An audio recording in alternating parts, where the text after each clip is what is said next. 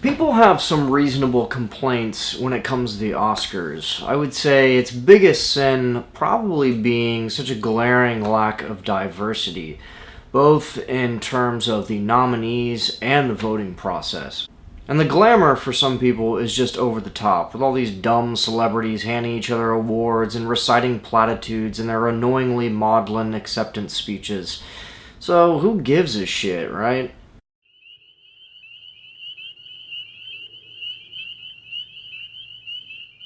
In my opinion, if you care about movies, then I don't think it's really that hard to look past even some of the most egregious flaws on behalf of the Oscars. Because at the end of the day, it's just a show, and it's really about one thing: cinema.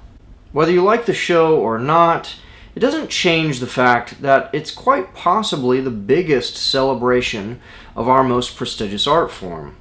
Still, the Oscars are long overdue for drastic change. They need to start recognizing more women artists. They need to incorporate more diversity. This year is a step forward, but, they have a long way to go. And according to James Cameron, the nominations also need to include more big money makers. That last point from Cameron is probably the only thing that I'll take time to contend with, and also the only thing about the Oscars that I actually hope remains the same.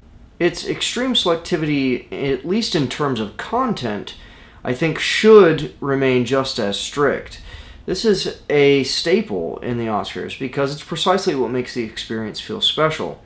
If Cameron had his way, Transformers 2 would have been nominated in 2013, because it was technically a big moneymaker. But anybody who cares about movies in the slightest knows that that movie just fucking sucks ass. So, without further ado, let's talk about probable winners tonight.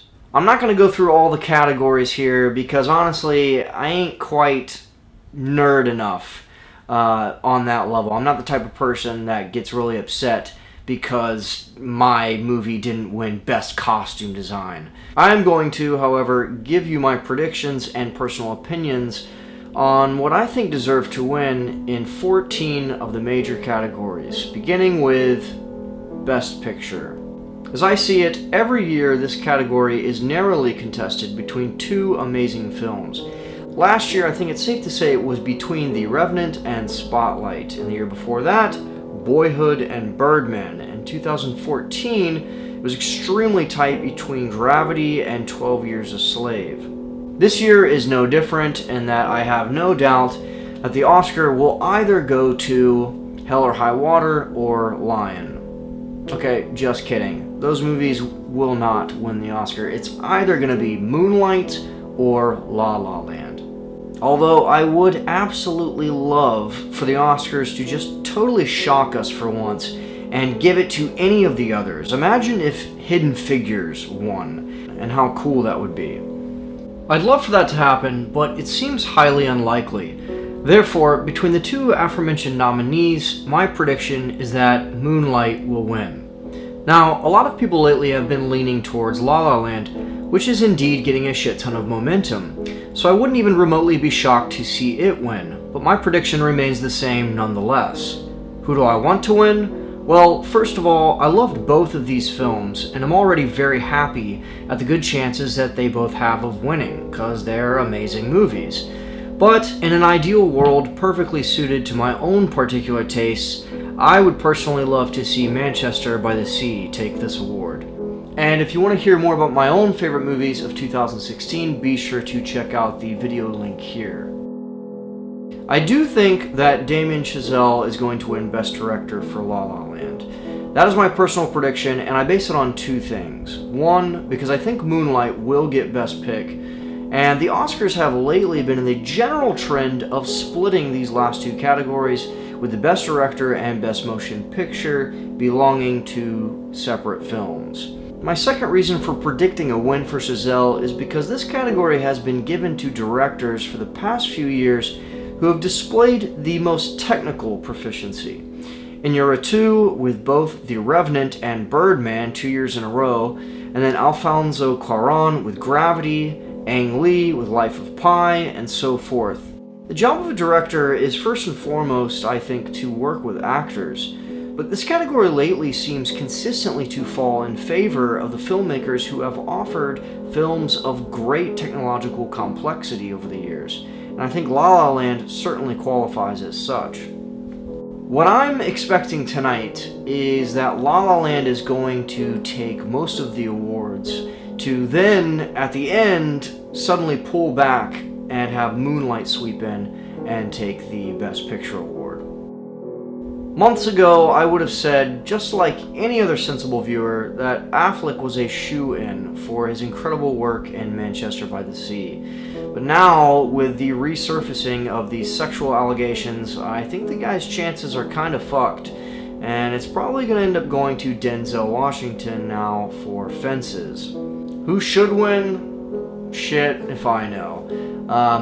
I mean, in terms of just sheer performing power, I think Affleck did the best work this year. I really do. But yeah, I mean, I would be surprised if, given all the controversy surrounding this star right now, if the Academy had the guts to hand it over to him. This is an extremely tough call, but my guess is that it's realistically between Emma Stone from La La Land, considering her recent SAG win and how accurate of a predictor that has been for the past many years, or Isabelle Huppert for Ellie. I'm still reeling from the fact that Amy Adams wasn't nominated for Arrival though, but whatever, we won't get into that. Now, I think the Best Supporting Actor award is likely going to Mahershala Ali from Moonlight. This guy stirred everyone up with his speech concerning Trump's travel ban recently, and has taken awards from both the Globes and SAG ceremonies, and does a fantastic job in the film. I'd be really happy to see him get this.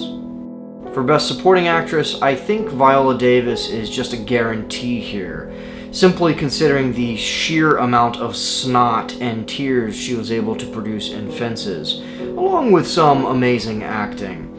Although I did absolutely love both Michelle Williams and Nicole Kidman in their respective roles as well. This must go to Kenneth Lonergan from Manchester by the Sea. He wrote and directed this movie himself, and if he does not win this award tonight, I think for me this will be the biggest upset since Michael Keaton losing to the ridiculous Eddie Redmayne a couple years ago. I'm still hurting from that upset. My personal favorite category, Best Cinematography. And all 5 of these nominees this year had their own unique, gorgeous aesthetic. I'm going to go with La La Land on this, and I'm pretty sure it's going to win. But my personal favorite, as gorgeous as Moonlight and Arrival and Lion are, is Silence from Martin Scorsese. This is just pure eye candy and gorgeous to look at, and one of the most beautiful films that I personally have seen from Martin Scorsese. Sadly, the category of Best Foreign Film is often overlooked, but some of my favorite movies of the last few years have been winners in this category. Ida, Son of Saul, The Great Beauty. I strongly encourage anyone to just take the dive with any of these films, especially that last one. But this year, I'm going to put my money on Sweden's dramedy, A Man Called Ove. For Best Original Score, I think La La Land is going to take this, but damn if Moonlight doesn't have some of the most haunting use of strings I've heard in a film in a very long time. I absolutely love the music in this movie. I am also very disappointed that Johan Johansson wasn't nominated for his brilliant score from Arrival, but sometimes the Oscars are stupid and they overlook good shit. It's to be expected occasionally. This category I'm normally kind of pumped about. This is one of my favorite technical categories.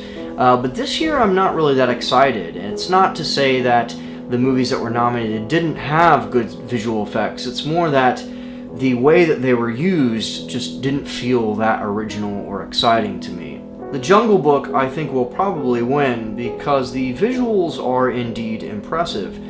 But if all I'm looking at is the effect, in this case being some really sharp CGI, then that kind of takes away its role as an effect, if that makes sense.